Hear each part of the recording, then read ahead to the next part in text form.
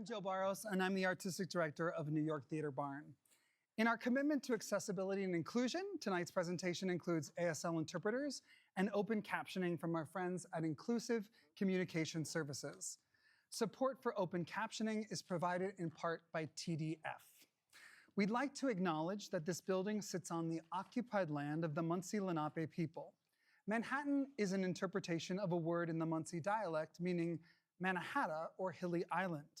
We also want to recognize our understanding and history on this matter is not comprehensive, nor through a lived native experience, and have learned that many other tribes called this land home as well, including but not limited to the Haudenosaunee, Mohegan, and Shinnecock tribes.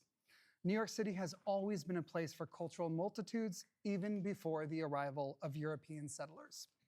For 18 years, New York Theater Barn has been an inclusive home for artists and a holistic incubator of original culture-shifting musicals that amplify narratives of collectively underrepresented communities.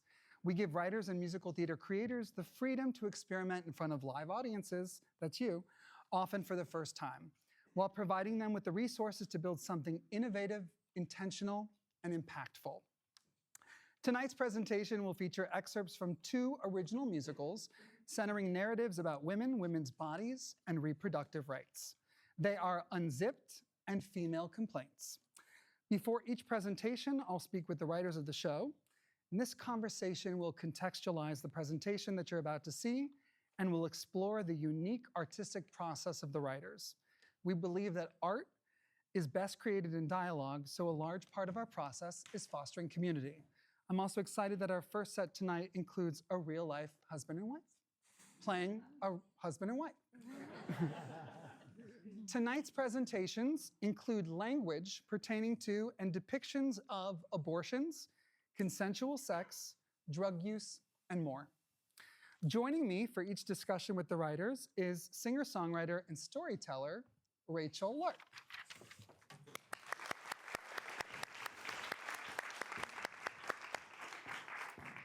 Lark's music has been a convergence point for queer, kink-positive, sex-positive, and polyamorous communities for almost a decade.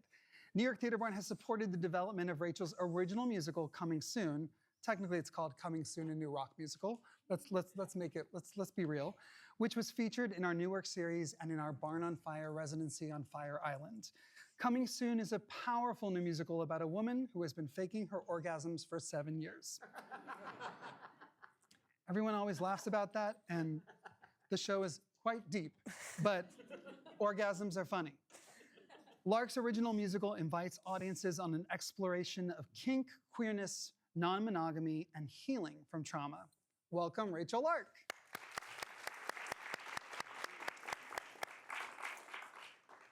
Thank you, Joe. It's really awesome to be back here. I got to participate in the Newark series a couple years ago, as well as the Barn on Fire residency, and it was such an important opportunity as someone new arriving to New York to get to showcase my material, work on the show, and I'm really honored to be here tonight with these particular shows because I really believe that musical theater is the best medium to explore really divisive topics. Nothing is more disarming than great music, and nothing is more transformative than laughter. So yeah, I'm really excited about these shows. Well, our first musical tonight is Unzipped.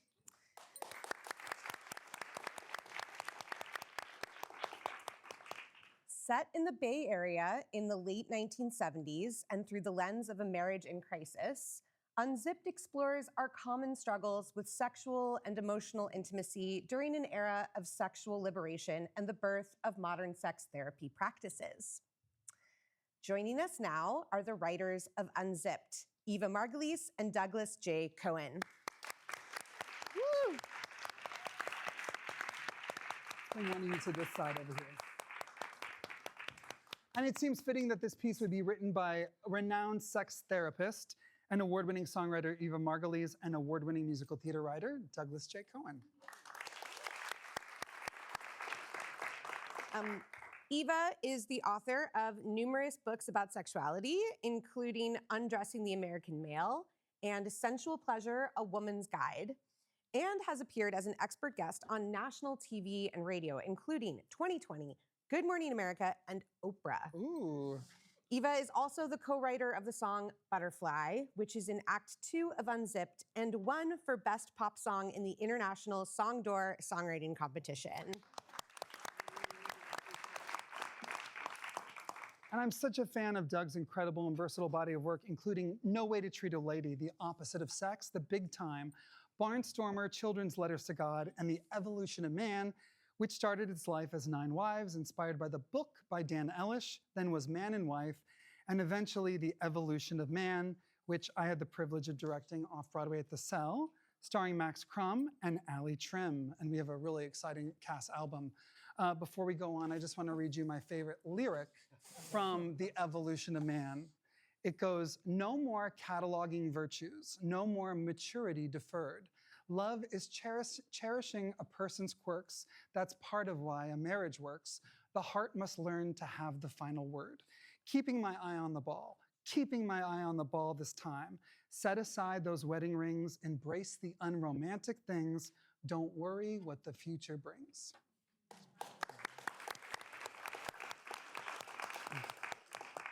Doug, your work is sophisticated, chameleonic, and often a bit more buttoned up or zipped up than unzipped. What makes Unzipped unique from your body of eclectic work, and what also makes it a signature Doug Cohen show? Well, for one thing, just to start off, it's the first musical that I've written in collaboration with a sex therapist. So that does make it unique. But in some ways, it's not entirely unique in that some of those other shows that you mentioned are somewhat unconventional. You know, No Way to Treat a Lady was focused on a frustrated actor who was a serial killer.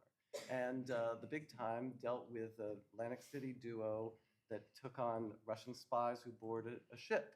So there's always those unconventional aspects. But I feel with this show and with the Opposite of Sex, that it really does explore, in some ways, the intersection between sexuality and intimacy.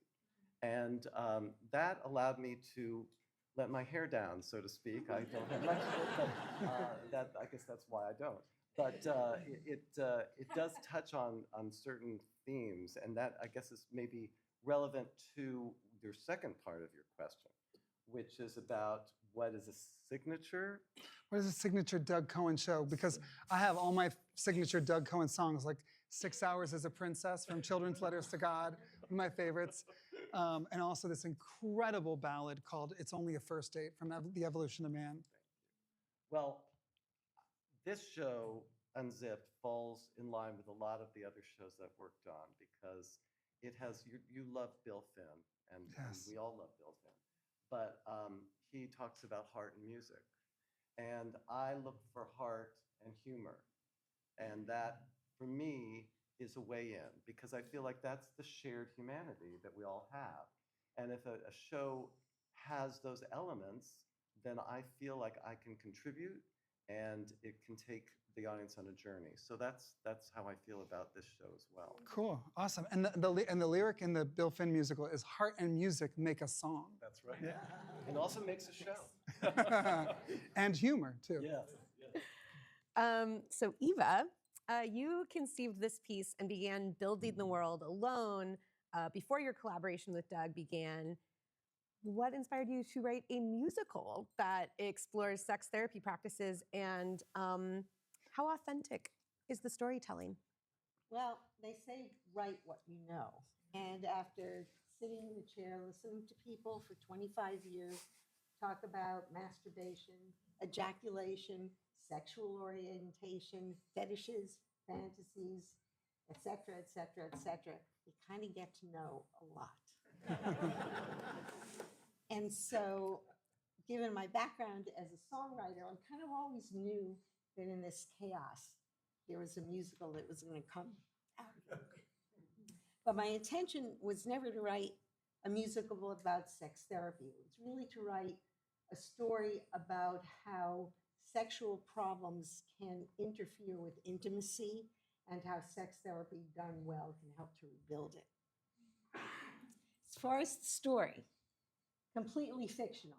The characters, also completely fictional. There is no one real being represented here, including me.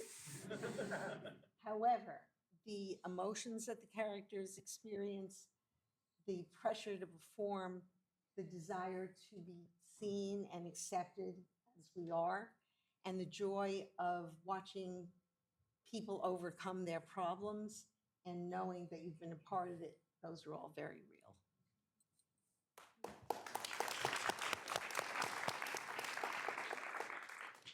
So you both collaborate on the book, music, and the lyrics. What is that collaboration process like?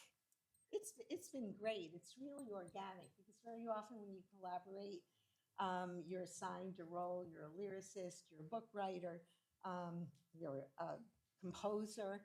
And since we both kind of do both, it was very freeing because I might come up with an idea for sort of a partial song, and then Doug would take it into a full song, or he'd come up with a scene, and I would write the scene, and it was really very freeing. It was a lot of fun. Yeah, I mean, it reminds me, I think it was Tommy Kail who said, the director, the wonderful director, that it doesn't matter who comes up with the idea, as long as it's a good idea, that's the one we use, right? So this is, I mean, we have ego, but we don't have huge egos. So we work within that framework, and at the end of the day, it's the best that we can provide. So. Yeah. Best idea wins. Yeah. So what should we know about your presentation? What are we going to see tonight? Well, we're seeing mostly Act 1, a little bit of Act 2. This is, of course, streamlined, so you will see a half hour. 20 minutes. 20 minutes, okay. And what else can we tell them about, without giving too much away? It's sort of a fast forwarding of how things would go, and so progress is made by the protagonist and the protagonists. You're not going to see all of it, so all of a sudden they're in one place in the room. Let's imagine a theater. You are going to get. He knows how to stage the magic. Yeah, Joe is the master, exactly. A master. But you are going to get sort of the heart of the story, and I think what you're going to see is that what we're trying to do is open up the communication about sex and intimacy, and hoping that by presenting that with music and with humor, that people will be at ease, and that maybe at some point all of you might see a little bit of yourself in the story. Great. Thank you, Doug and Eva. Thank you.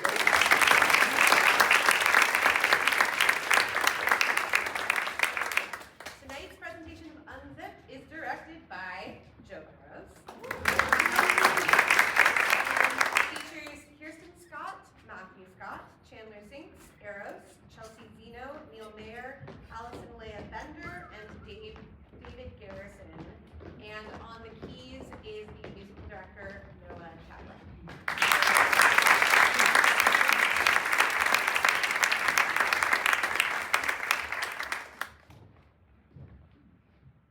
Psychologist Katie Langley and her husband Donald, a real estate broker, stand a few feet apart, each facing out in their own pool of light.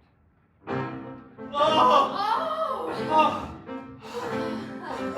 This is amazing, Kate. You're an animal. You are incredible. Oh my God, I didn't move the clothes into the dryer. Soon there will be mildew. Lucky us. Oh, that feels good, Kate. Do you like it? Now my mind's on fungus, which reminds me to pick up mushrooms. And are we out of Alka-Seltzer Plus? We're so soft. I'm gonna go fast now, okay? Time is flying by me, and I never learned Italian, which Grandma always begged for me to do. Yes, yes, Looking Kate. down and asking, hey, what happened to Italian? And who's that guy on top of you? Oh! That is just my husband. Oh, this is just my life. Oh, the good parts come and go when you live as man and wife. Oh! After a whole decade, Oh. I tally the receipts. I know the business deficit is here between the sheets. Oh! Oh! Oh! Oh!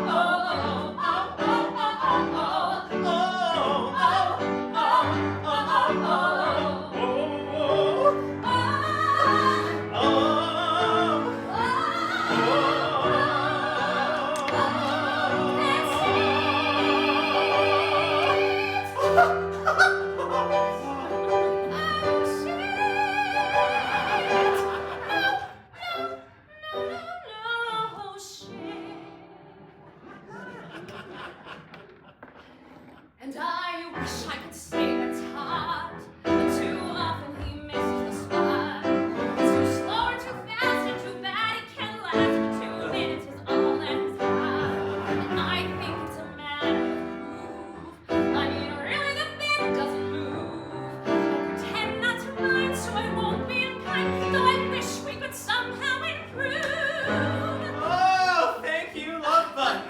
This isn't a restaurant, Donald. You don't have to say thank you when I we're just done. mean, what a way to wake up. I don't know what came over me. How was it for you?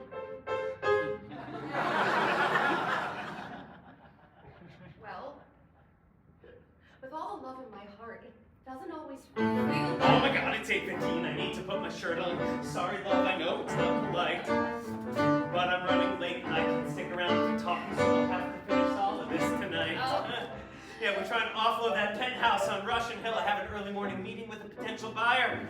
Hey, Kate, think about trying to apply for some other jobs. They can't all ignore you. After 5 years of not working, I think they can actually. But What?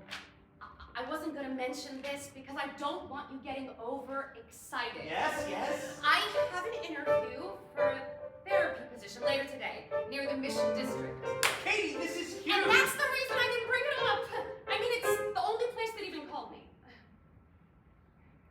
Look, Kate, starting out, I know that we had different plans, and then things got all screwed up with the Miscarriages?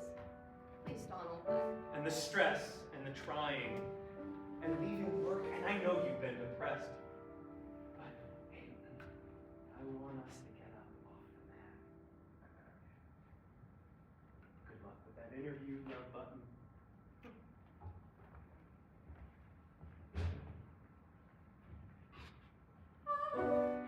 This is just like marriage, and oh, it's just another day, and all the good parts come and go, but I wish they'd come and stay.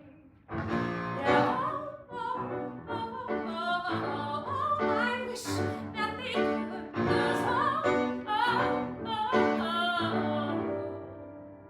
'cause it'd be so damn good.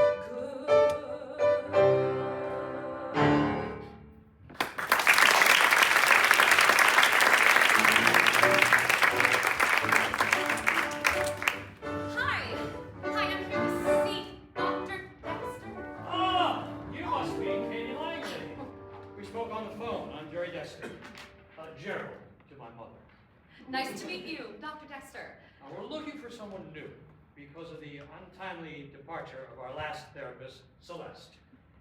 She's in a better place now. Oh my God. It's a spiritual retreat in Big Sur. Better place now. Very new age, I'm told. Let's go to my office. Oh, that's Yeah. quite an impressive depiction of the male anatomy. So urology is your practice here? We're in the same general zip code, I'd say. I am a psychiatrist, and this clinic is for sex therapy. I assume you've heard of Masters and Johnson. Well, yes, in graduate school, I Well, studied. they have revolutionized the treatment of men's sexual problems. Well, I think this is all a misunderstanding. I can't be a sex therapist. I can't discuss sex with total strangers. Of course you can. Every human on this planet is a sexual creature. And this clinic is more like a school, except we teach men how to have better sex. But I have no specific training in this area. Therapy is all about connection between people. And you seem approachable, which is critical. And what you don't know, we'll teach you. In this extraordinary office, men turn into Charles Bronson. We empower them with lessons while they're mastering their Johnson. Concerned with their performance can lead their minds astray. The end result, their smaller heads won't come out and play. The Red Book is our Bible, describing in detail how breathing, focus, pleasing, taught correctly, cannot fail. Now, we pride ourselves on our success rate. Ms. Langley, they're our instructors. On the field, they're called surrogate partners. Takimi, Ramona, Takimi, please meet our new potential therapist. Now, who are these women? Well, not all men have a willing partner to practice with. Is this even legal? Isn't this a kind of prostitution? We don't use the P word here. This is all perfectly above board. Dr. Dexter, this is all a little too far out of the mainstream for me. 9 out of 10 men experience some kind of sexual problem in their lifetime. And we're here to help them so they can satisfy their partners. Isn't that extraordinary? In this ordinary office, there is nothing ordinary. You will make a difference here. There's no need to be wary. Once you read the red book, it will wipe away each tear. For improvised directions. The tips for predilections. Have we covered your objection? Well, Let this clinic be the pinnacle of your career.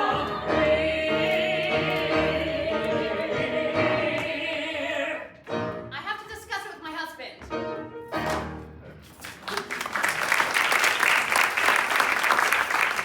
What a day. Landlords are going nuts, okay, because the values are going down, but the taxes are going up, so they're all just trying to manage. Wait, how was your interview? Actually, I've been offered a position. They want me to start tomorrow. Katie, come. I had a good feeling. Congratulations, this is great. Hey, this calls for a toast. What's the clinic like? Well, it's not your normal clinic, actually. It's more of a school. Oh. One with Catholic tastes. Yes, a Catholic school for boys. With a highly dedicated team group of nuns. Wow. Katie, the school counselor. Okay, I mean, right now these boys they're probably feeling like they could explode from all that pressure. And you are going to help them power through all the way to the end. Donald, I said I was offered a job. I haven't officially accepted. What? There are after-school meetings and summer school. I just want to go into this with open eyes. Oh, my eyes are wide open. Okay, and my eyes have to be focused on this book all about the job if I'm to arrive at a decision tonight. So. Okay. Well, I will put this bottle on ice and hope that it still has some fizz tomorrow night. You see, I am cautiously optimistic that you'll accept. I'm proud of you,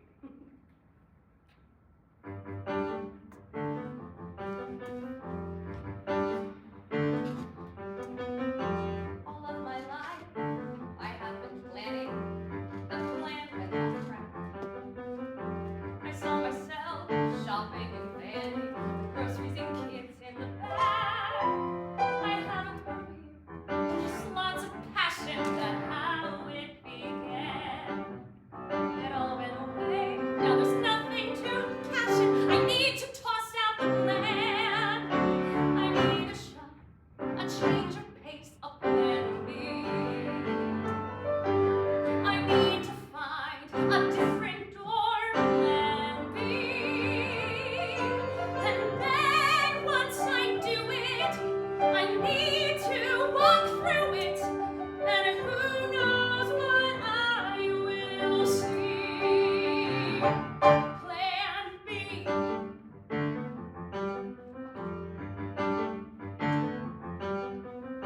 I always thought I'd be a mother. It's hard to let go. Wipe off a teardrop, one then another.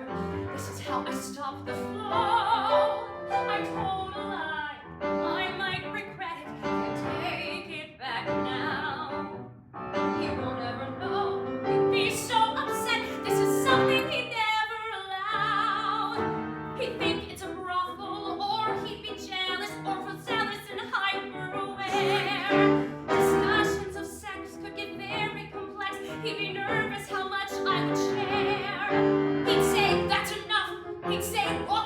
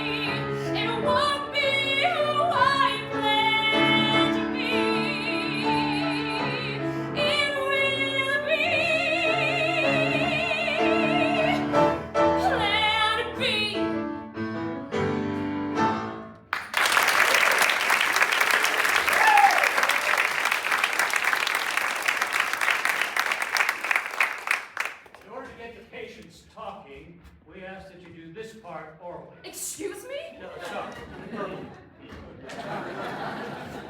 I can't ask this. Say it like you're discussing the weather. What's the forecast? Is it going to rain today? Are you capable of maintaining an erection? You get it. Are you capable of maintaining an erection? Why do I feel like Henry Higgins? How kind of you to let me come. This is going to be a challenge. Hey, at least you're the one asking the questions. Think about what it's like for them. I guess it does take a lot of courage to show up and say, help me.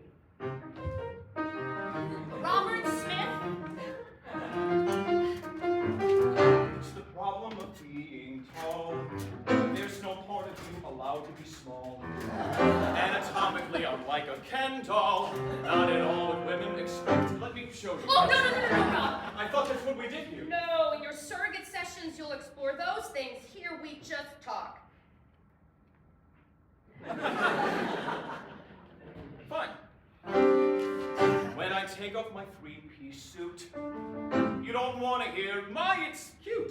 So my 100 hot girls is where I connect. Rob, I'm sure the problem isn't as big as as bad as it's just not the size of the boat. It's how you sail it. You just don't get it. Unzipped and ill-equipped, sex becomes a horror. In time, the star of the show, your average Joe has borne below. Sadly, I don't rank. They want kielbasa, but they get a cocktail frank. My fragile ego stripped, and they're tight-lipped when I'm unzipped. Jorge Smith? I've got the Holy Trinity, looks, brains, and masculinity, but still I have my virginity. Without a diagram, I clam up and freeze. Sex is perfectly natural, but it's not naturally perfect, Jorge. There are skills involved that we can teach you one step at a time. Leon Smith. My young life demands I'm a superpower, always stiff like the Eiffel Tower. My lucid and Sylvie won't let me near for weeks. Leon, I wasn't aware that we'd married patients who use surrogate partners. My wife says I'm the problem, and it's my responsibility to fix it. When will I meet a woman who respects me? Time to teach me. A wife who doesn't run Will with the me. nightmare be over? Unzip, your mind is gripped by sordid scenes of lust, but now for us sex is a bust. Whoa, whoa, whoa, and it sucks. Your life's a big charade, so you masquerade and brag you're getting laid. Parading like schmucks. It really sucks. There's gotta be a way. To get unstuck, Unleashed, unglued, unfazed, stripped nude, stripped bare, of inhibition, uncoiled, unfurled, my gates, unlatched, my strengths, unmatched, With new position, untamed, unlocked, unbound, I'm proud, endowed with newfound confidence, unlicked, unlaced, I taste, I feel I've won, can run, I'm done defending, I'm through pretending. Oh, where's my happy ending? Why should bedtime be A a bad time when when I'm unzipped.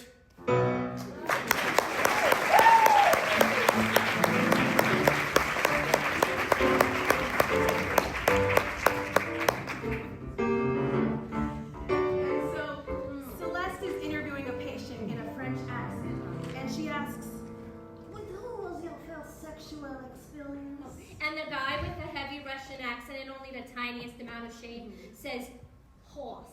Now, Celeste was very careful not to pass judgment, so she asks, "And how often would you have a sex with the animals?" And he's shocked. Hey, what on earth are you talking about? And Celeste goes, you just told me y'all felt sexual experience was with a horse.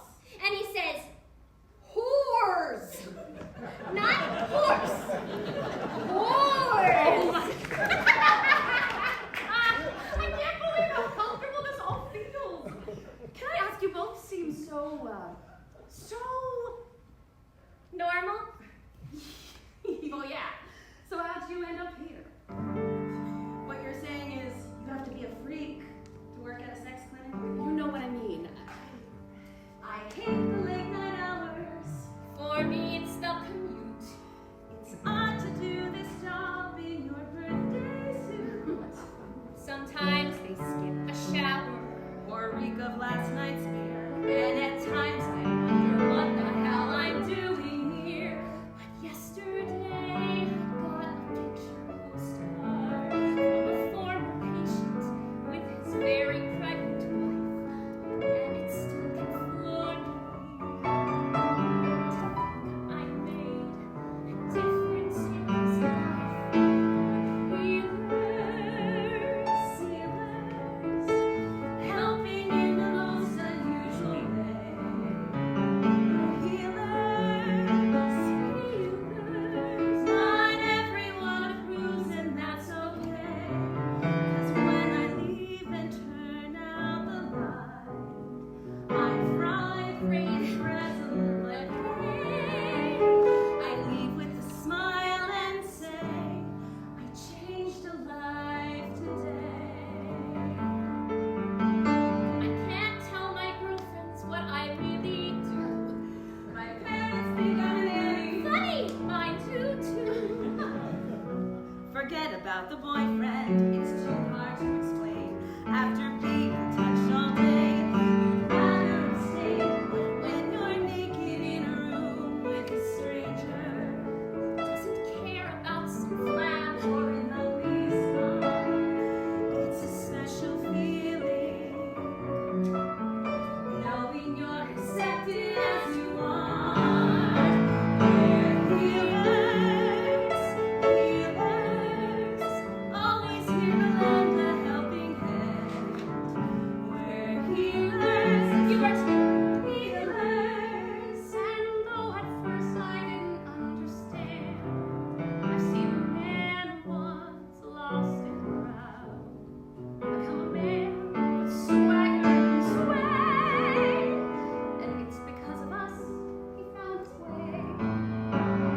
Sure, this love is risky and risky, but not everyone on earth can say they changed a life. I changed a life. I changed a life.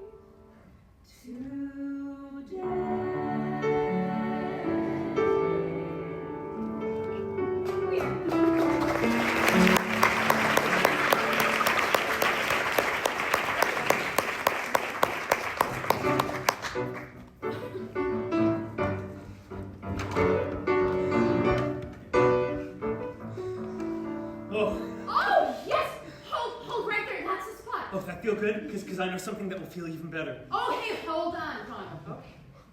Maybe I could take your hand and guide it over my body so I can show you what warms me up. I can tell you which parts are warming me up. Slow down. Sex is a conversation spoken with your entire body. Okay. So I didn't know you wanted to talk more. Okay. So do you like dirty talk? No, not actual conversation, Donald. More like touch. A delicate hand in the small of the back can awaken senses. Oh, I am wide awake, Katie, aren't you? I know we've both been working so hard lately, which is why we both need this release. But the way you touch me, Donald, I'm sorry. It's either too fast or too hard. And sometimes, a lot of times, you just miss the spot. I had no idea. I thought we were both on the same page. You are, but maybe we're just reading different books. I guess we got lost trying to get pregnant and forgot how to make love. What's this I hear about you releasing Jorge and Rob from therapy? Isn't that great news? Jorge has come out as gay. And Rob is ready to try his skills out on the outside. They've both made great progress. That's the other P word we prefer not to use. Psychoanalysts keep their patients in therapy for years. Long-term patients keep them flush. But this isn't analysis. It's about learning skills and setting attainable goals. This is also a business, Katie, and we need to capitalize on every opportunity to keep a patient in treatment. For example, how do we know that Jorge is really gay? Maybe he's just not attracted to Takimi. Opportunity, switch him to Ramona. And Rob can't be certain that he won't fall apart on the outside, having had only one partner. Switch him to Takimi. Are you saying you want me to lie to my patients? People tell lies all the time, Katie. To themselves, to each other. What, you've never told a lie? Good. Now that you've calmed yourself down, I'll send in your new patient. A nice guy. Mr. Martin Canyon? No, Dr. Dexter, I'm done here. Katie? Drug place? Oh my God. Oh my God. Oh my God. Oh my God. Oh my God, I can't believe it. Why the fuck are you here? No, this is a dream. It can't be true. Katie, this is real. Let me also ask a question. Why the fucking fuck are you here to? This is my office, Donald. No, but the Catholic school. There isn't one. The whole time I've been working as a therapist. A sex therapist. Every night when I would ask how work was. I'm sorry. Every morning when we waved goodbye. Every moment that we spent together. Damn it, Katie, that was all a lie. I was going to tell you tonight I'm leaving this place. Likely story, how convenient. No, hang on, let's not forget that you're here. What? Under a false name, out of the blue. Did you plan on telling me about this? Or would you lie about this office too? I came here to get therapy, to learn how to touch you, because that's what you asked me to do. It had been another woman who was waiting here for you, not me. We would have had a frank discussion concerning your life, concerning your wife. There would be another woman, and at some point you'd remove your clothes. Thinking of that, oh God, I'm disgusted. The place where I work, the person I trust, and anyone else I could have gotten through, but just not you. If you had been another woman waiting here to meet with me, she would listen to my problems. I'd talk about mine, but not cross the line. But Katie, you're another woman. I am not so different from the one I wed. How did you lie? Why did you do it? We could have talked and found a way through it. Every damn night, me asking how was school. I'm such a fool. Donald, I wish I had the words. Every time I'd ask you how your day was, What if I had asked you the same tonight? you wouldn't care that everything you'd say was. No! Just because I'm wrong, it doesn't make you right. You know what? I am out of here. If you had been another, if you had been another, I wouldn't need you now. Where did we go and how did we blow it? What did we know and where did we know it? Every exchange, all of it was a con. Our trust is gone.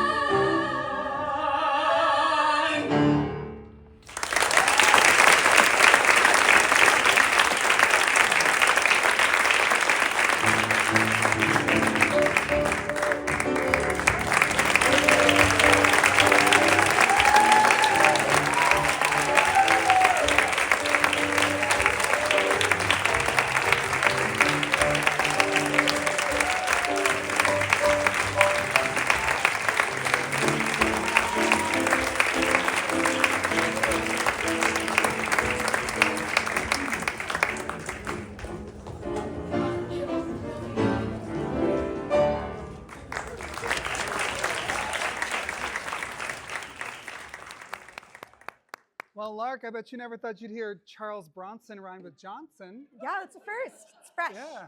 It's fresh. It's a good one, right? Yeah. This summer, let me just say one more time, congrats to the writers and to the cast. Yes.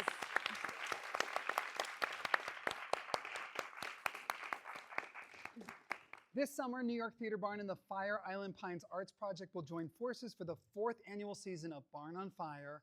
Kirsten Childs, the award-winning musical theater writer of The Bubbly Black Girl Sheds Her Chameleon Skin, serves as mentor to the 10-day intensive residency in the Fire Island Pines, which will support the writers of the original musicals Lewis Loves Clark and Sunken Cathedral. We also have Kyle in the back here on the camera, who is the commercial producer of Sunken Cathedral. The final presentation of the residency is Saturday, June 21st at 6 p.m. in the Fire Island Pines. Tickets can be purchased at fitpap.org, and later this week, we'll be announcing our starry cast of Broadway performers.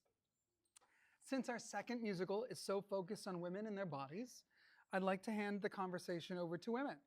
Joining Rachel for our next conversation is co-producer of the Newark series and Broadway producer, Harmony Harris.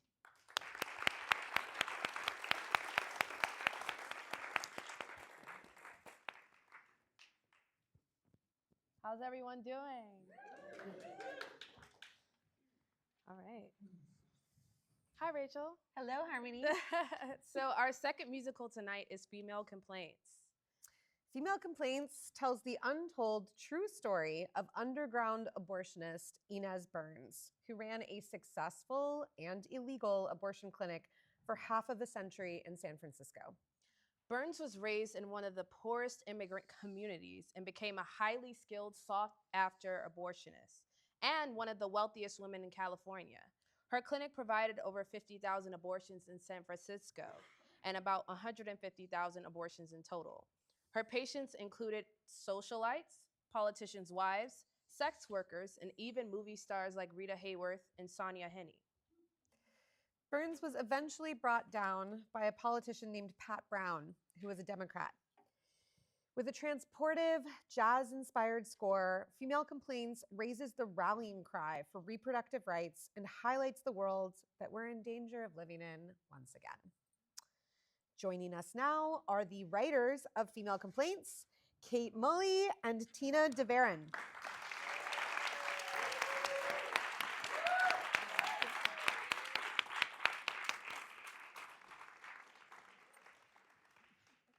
Join. Cool. Yes. Right here. You want to come Yeah, together? I can. Yeah. I'll go this way. Geography. See, they make it look easy. Okay. All right. Kate and Tina, you are both extraordinary writers and even better people. Kate, you've written the book and lyrics for 2 other incredible musicals, Razorhurst and Outlaw, and your work has been performed on 4 different continents. Okay, girl. For Female Complaints, you partnered with Billboard charting songwriter Tina. Yes. Tina, you are a staple at the Langham Palace Hotel, the Carlisle Hotel, and the Waldorf Hotel, where you performed on Cole Porter's piano. And you are the daughter of world-renowned choral conductor Lorna Cook Deveron. So there's a lineage of female strength and musicianship that is inherent in your blood. Your musical Female Complaints beautifully outlines the bravery of a pioneer who fought to protect women's right to have autonomy over their bodies. Who on the team discovered this story, and how did you come to collaborate? I discovered the story of Inez Burns, I think from an NPR piece about it was a book review of an autobiography, a biography of her. There are 2 biographies of her. We've read both of them and done a lot of our own research, but I sort of brought it to Tina and was like, I think this is the show we're going to write together. Yeah. Thank you. And I said yes. We're happy that you said yes. So, in this current political climate, how has it felt to work on a show about this? Also, how long have you been working on it, and how has the climate changed? Yeah, I read the book in 2019. We started sort of thinking about it then. We didn't really write any of it until maybe 2021. We did a residency where we really sort of started putting it together and writing songs back in 2021, I'd say. We had a lot of outlines before then, but we didn't really have much before then. Sorry, the second part of the question was? The political climate has and changed, how yeah. it's changed. So Yeah. we actually were doing a residency at Soaring Gardens before a presentation of it in 2022 when we heard about the Dobbs decision. So that we were starting to write it before that, and then that we actually had a presentation of it sort of right after the Dobbs decision. And so that really changed it, and we have changed a lot of what's in the show since then, I would say, including the new opening number. Does it feel exciting to be working on this topic in this political climate, or discouraging, or both? I think it's a mixture of, I don't know, do you have? Well, I think it's exciting to try to tell the story. Yeah. She was a real person, so we're tackling a historical story with so many facets. What do we keep? What do we leave out? And I think digging down into what our passions are helps us go forward with that. Yeah. And I think, in a way, it's a very tough time, but it also gives us a focus to try to. Yeah. And you wanted to say something about the intergenerational. Oh yeah. Our intergenerational collaboration. So we talked about, we've done a lot of residencies where we lived together for weeks on end and learn everything about one another.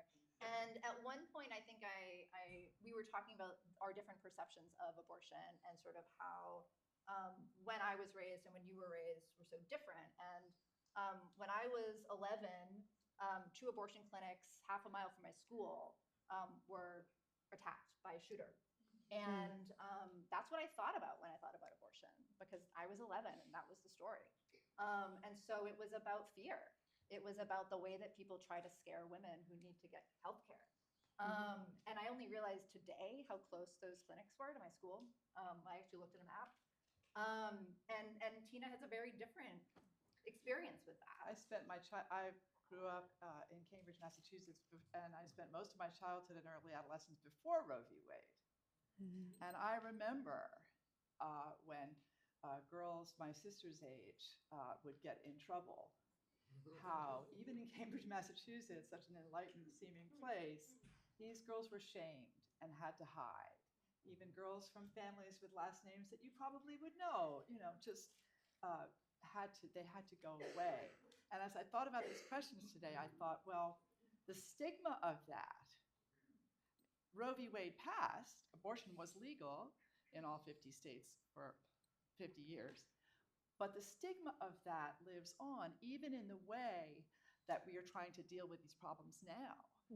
So the stigma of that means that stories about people like Inez Burns, and there was probably an Inez Burns type person all over the country, although people did come from all over the country to go to her, but so many communities had somebody providing this care, but we never learned their stories. And we certainly don't learn the stories of the women who went to them. And this is what Kate and I are trying to tease out, bringing those stories to light. Yeah. And I think before we move into this next section, it's important, as even if you agree with abortion or if you don't, that you should agree with the fact that women should have the right to choose what happens with their bodies. And that's why this piece is so current. Yeah. So I really appreciate you all bringing this to light. And Female Complaints was a semi-finalist for the O'Neill Musical Theater Conference, and it has been developed at Catwalk Art Residency, Soaring Gardens Artist Retreat, Vox Lab at Dartmouth College, and at the New York Conservatory of Dramatic Arts. Do we have any of those here today? With our artistic director, Joe, and his students, what has been the most impactful part of your developmental journey? When I saw this question, I mean, all of them have been so helpful. I think for us, getting to spend time, there's this little church at the Soaring Gardens writing an art residency that we have lived in for 6 weeks of our lives. And it's this old decommissioned chapel in like Trump farm country in Pennsylvania. Mhm. And we have written most of what you'll see, much of what you'll see, we wrote there, and it just sort of had this magical.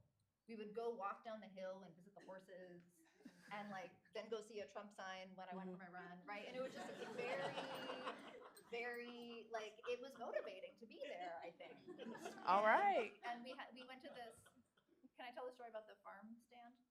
Sure. There was a. I don't remember. The farm store. The one with the farm store. Oh, that's right. Yeah. Oh. I think you should tell the Oh. story. You need to tell the story. I can't remember. Okay. You So start. we go to I'll the fill farm it in. store, and it's like vegetables and meat and all this stuff, and we're buying all this stuff. And we talk to the woman behind the cashier, and there's a sign that's like, we have love guns here. Like there's some sort of sign that is telegraphing the politics of this woman. And she's like, oh, are you at the art residency? We love the Wow. artists. They're so wonderful. What are you working on? And we were like, we're writing a musical. And she's like, what is it about? And Tina. I think I said it was about a very powerful woman. Who was taken down by politicians in California. Right, I think right. is Oh, what that's we right. said. And she was Yeah. like, good for you.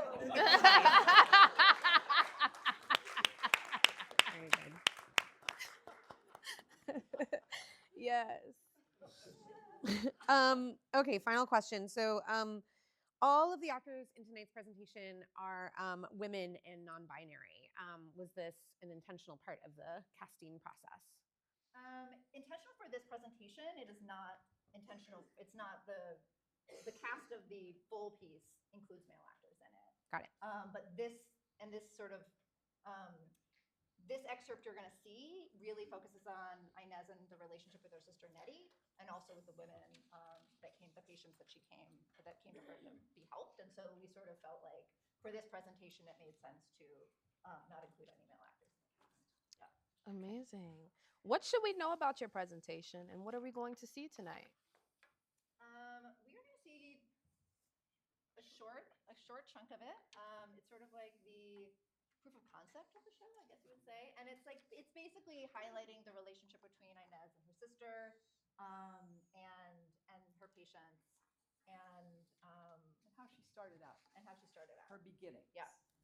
But we're cutting a lot of stuff about the politics of California at the time. Amazing. Cool. Thank you, Tina and Kate.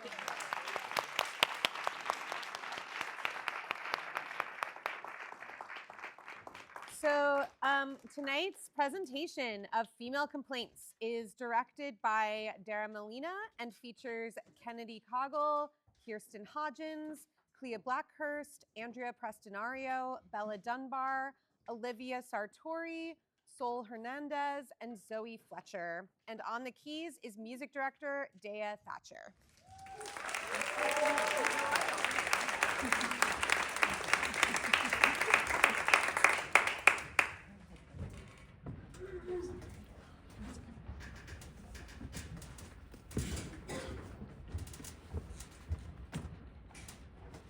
May 2025, Planned Parenthood, 26 Bleecker Street, New York. Where did you have to come in from? I came all the way. I came all the way. I came all the way. I came all the way from Broken Arrow, Oklahoma. Rapid City, South Dakota.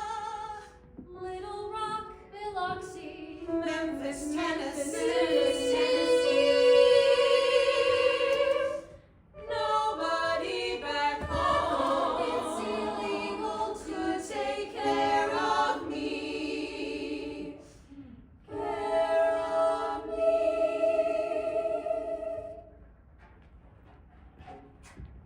May 1946, 327 Fillmore Street, San Francisco. Please sit down. Would you like a cup of tea? Did you have to travel far?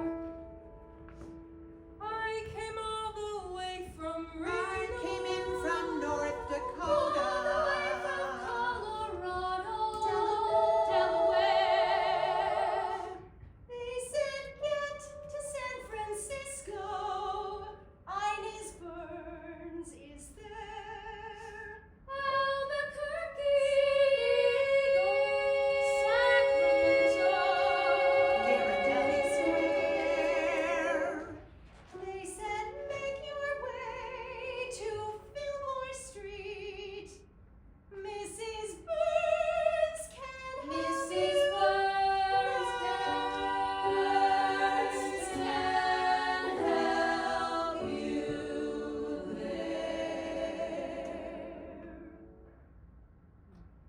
Burns, we'll see you now.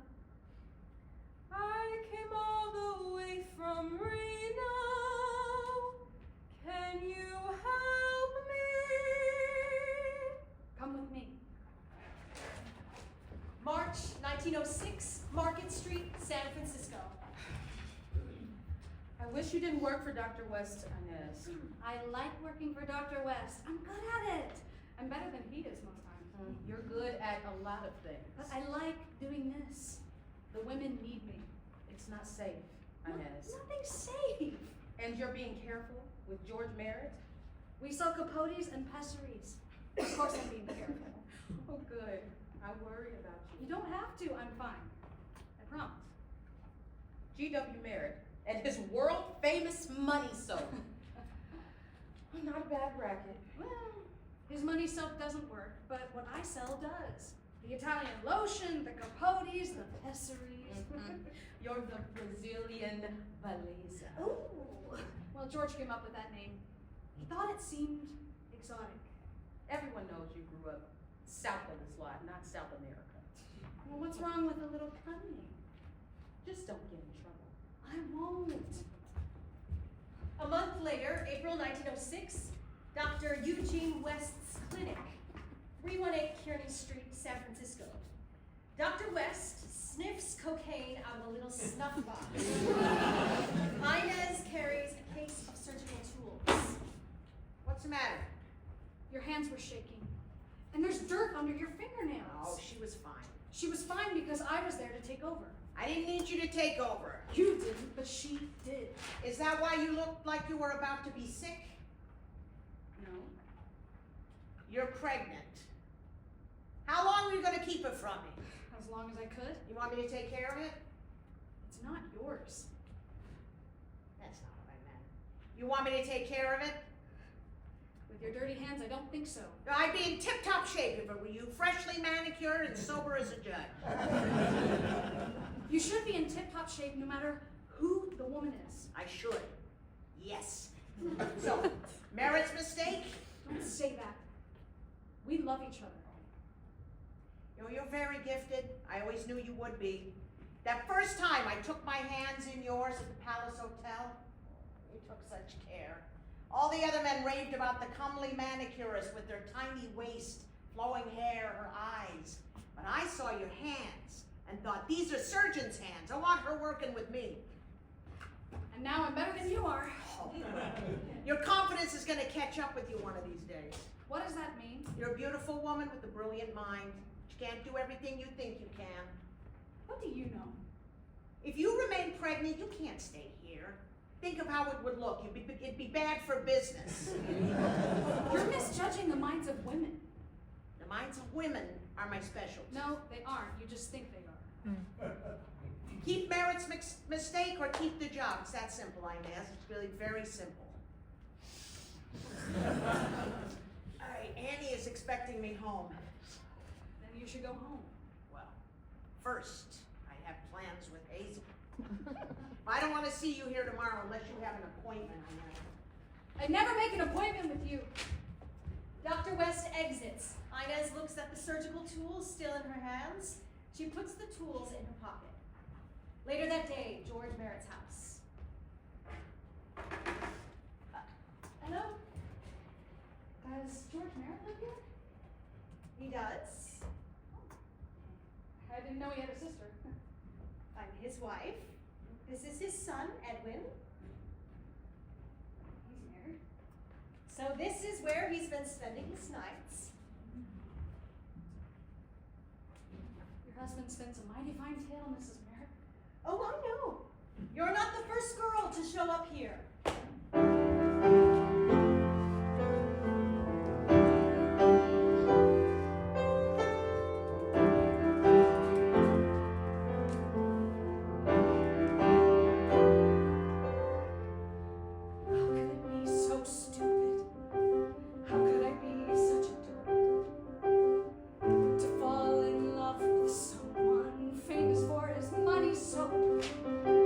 How could I be so stupid?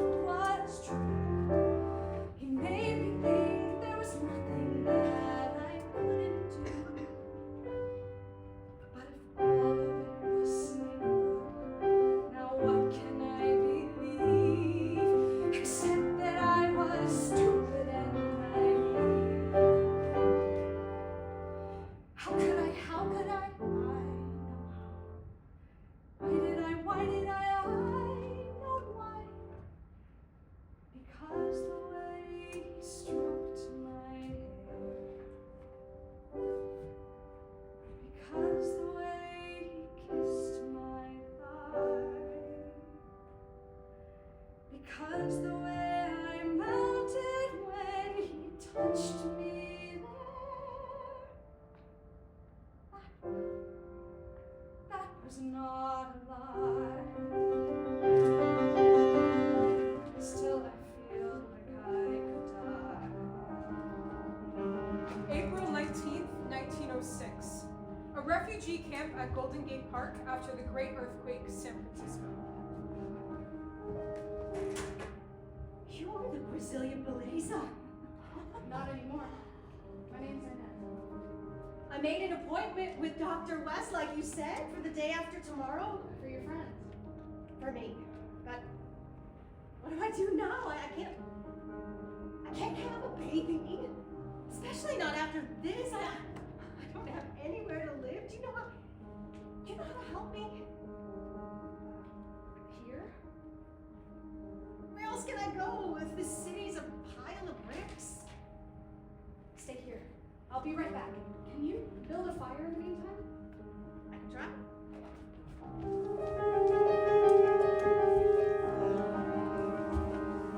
Hello, guard. Could you help me make a fire? It's gonna be a cold night. Of course. Happy to oblige. Thank you. Hello, ma'am? Do you have a pot to spare for just an hour or so? What for? A friend needs help.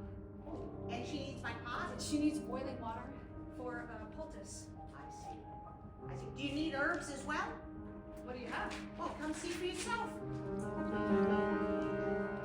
Are you alone here? No. Your husband is making you build a fire? I don't have a husband. My friend had asked me to make a fire. There are other ways I can keep you warm. A fire will suffice, thank you. You change your mind? This will be wonderful for her, thank you. Oh, does she need some liquid courage? Here, take this. Yeah, I don't like my son drinking it. Thank you. Yeah, and if there's anything else I can do for you, I'll let you know. Good work.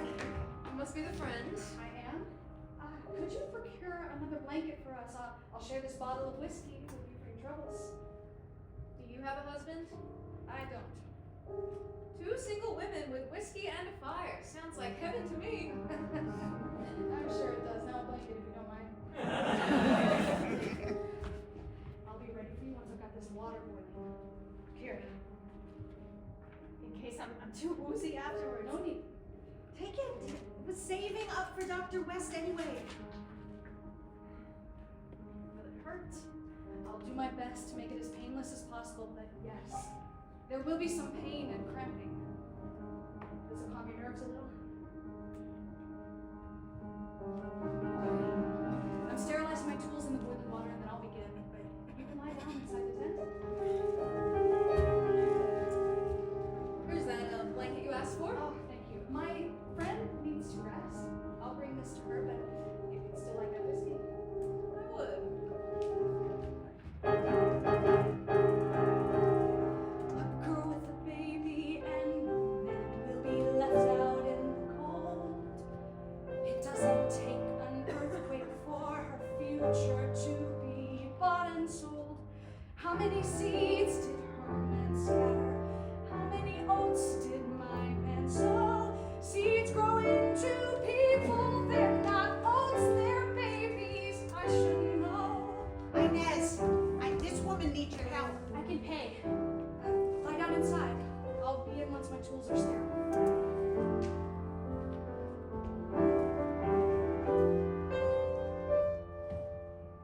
I make sure these girls are safe and warm. I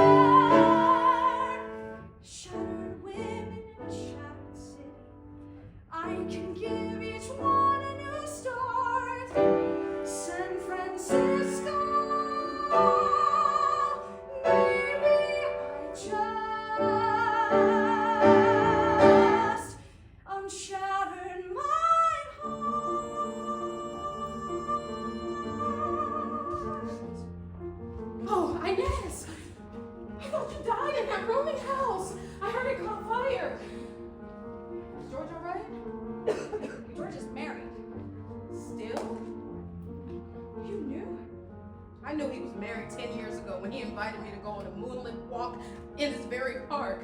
I didn't know he was still married. He seemed very besotted with you. Besotted enough to get me pregnant. What about that cart full of capotes you were talking about? How are you? And the children, do you need money? We're fine. Do you have money? I do. Take it.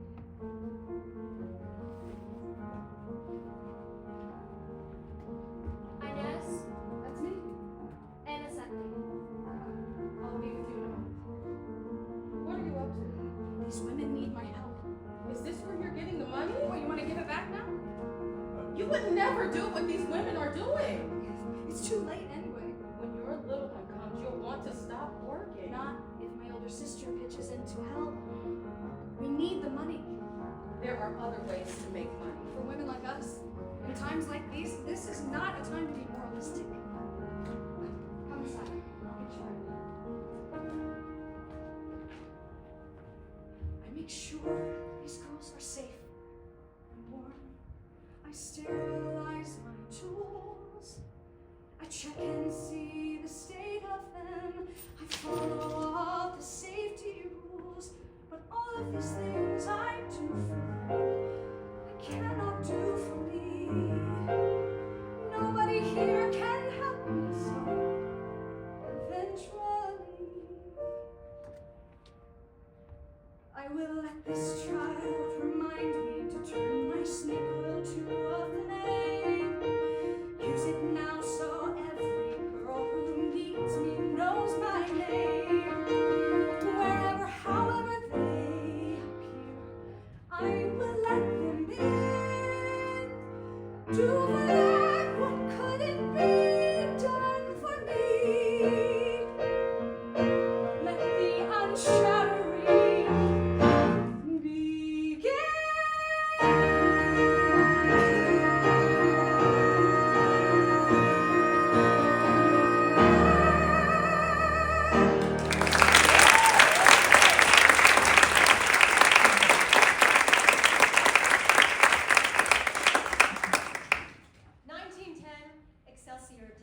San Francisco. Oh, I know you think you need a place of your own, but we will miss you. I don't want to work for other men anymore. I'm better than anyone in this city. I need to hang my own shingle. But isn't it much riskier if you're on your own? Risks has its rewards, Nettie. I'll make 10 times more money if I work for myself. That much? Want me to prove it to you? Inez hands her a stack of bills. Fix up Mom's house like you keep saying you will, or buy a new place. And thank you for helping me get on my feet after George. I can't take this. Take it and spend it. There's plenty more where that came from. Word travels fast, huh? I'll come by tomorrow and get the last minute things.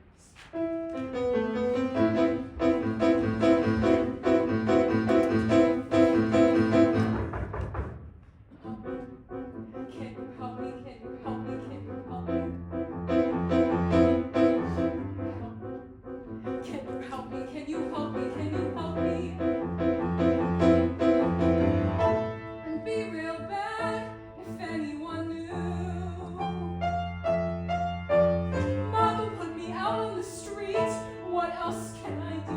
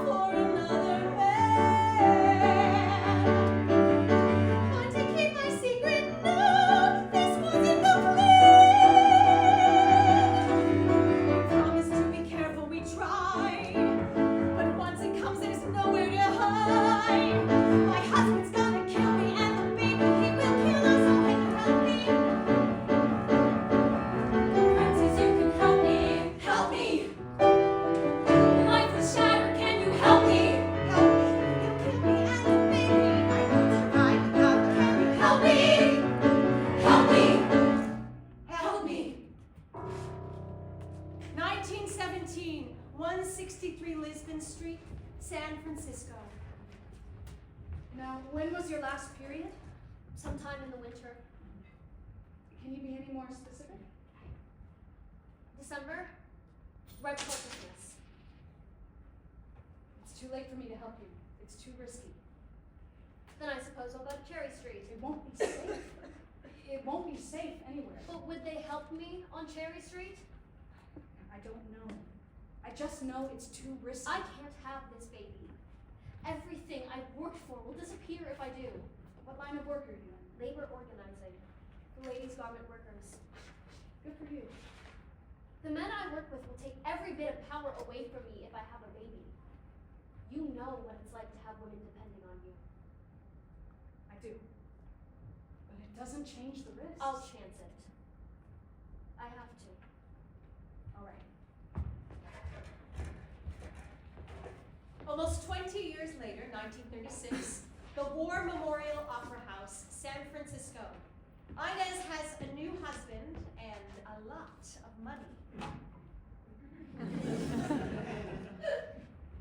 Mrs. Burns? Yes? I was asked to bring this note to you. She hands the usher some money. Inez leaves the theater and runs into the policeman. There's a raid plan for your clinic. A raid? I thought I paid you off, so I got some protection. You do? So who else do I have to pay? I can find out, but it'll cost you more.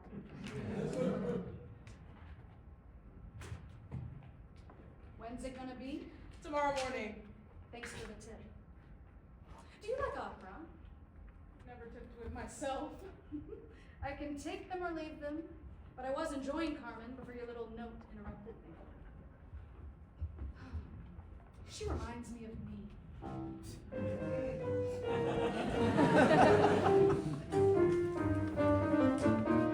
Mr. Leland Stanford probably had to leave the opera when his chauffeur came and whispered that a train had derailed. William Randolph first departed at the intermission when they told him that his newspaper failed.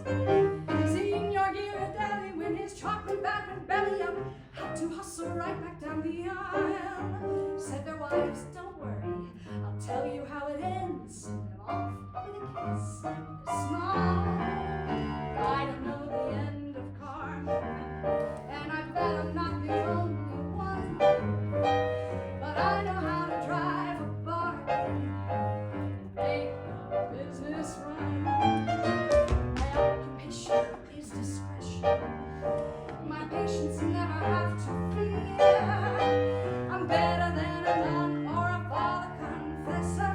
Every secret's safe, like safe. God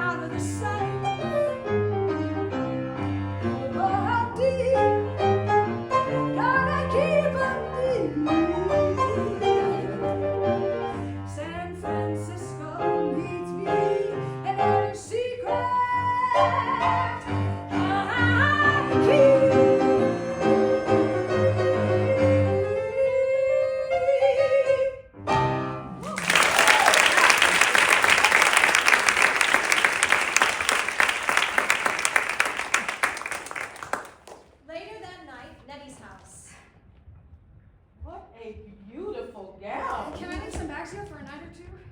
What's in the bag? It's best if you don't know. Inez? Just some old furs that I don't need anymore. I was going to take them to the cleaner, but she's on holiday. Inez, it's 11 o'clock at night. I'll get them when she reopens. Are they getting closer? Who? The police. No. I've got it handled.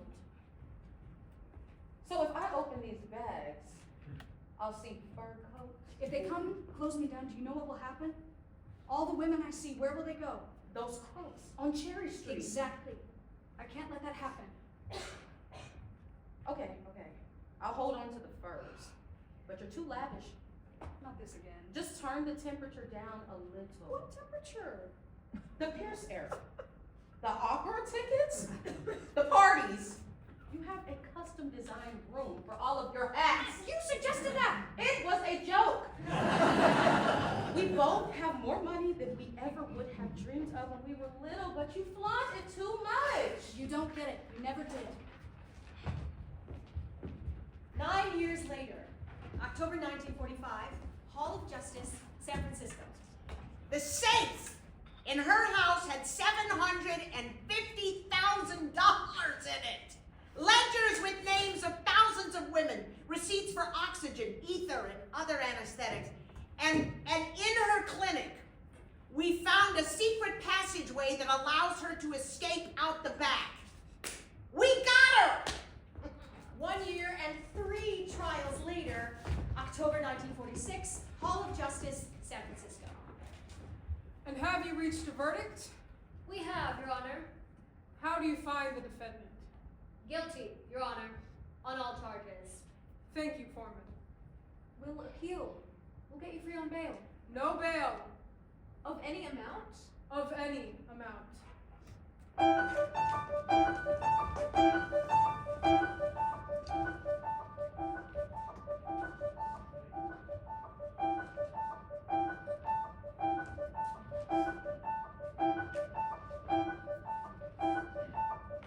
Were you there when San Francisco burned down? Were you there? Were you there?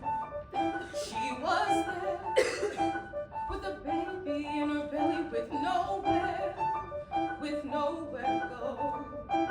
And the men who called themselves doctors with their backstreet offices and dirty hands. She knew that she could not trust them. She could only trust herself. But you die if you try to do this yourself. She kept the child. She had no choice. And this is how it began, with her being left high and dry by a man. Word got around as the smoke from the city wafted into Oakgate Park. Here was a woman who could help another woman out of trouble, out of the dark. They came from far and wide, and from just across the bay. She was in such high demand. She could work both night and day. I'd say shut it down. She'd always say no. Where tomorrow's girls gonna go? You, sir, could you tell me when was the last time you did bleed? Had a baby growing inside you, another mouth to feed, but you can't get pregnant, so you'll never know. You'll never know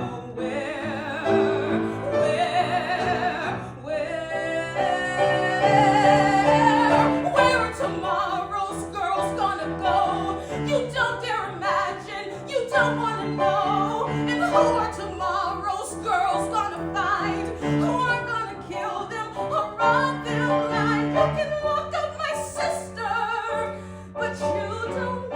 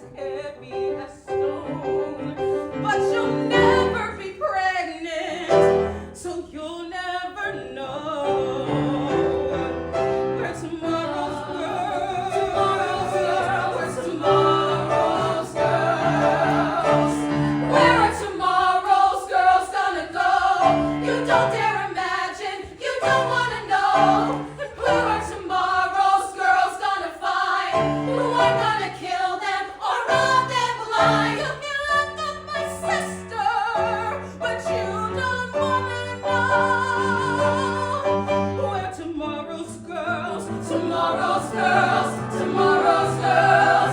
Whoa, where are tomorrow's girls gonna go?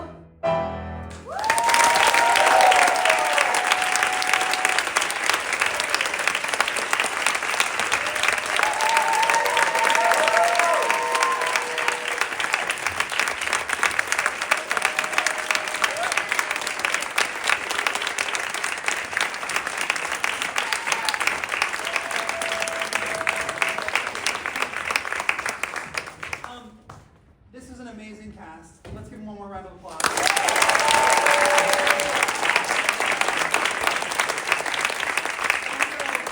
It wasn't true that there's only one real life couple. Well, there was only one real life couple playing a real life couple. This is also a couple. So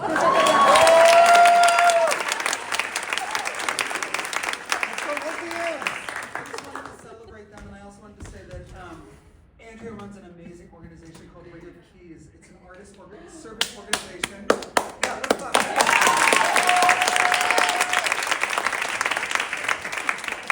It's an artist service organization that fosters community and visibility for musical theater artists on stage and off who self-identify as queer women, transgender, and gender non-conforming artists.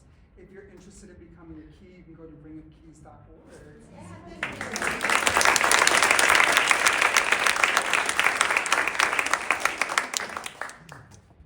Well, that's our show for tonight. That's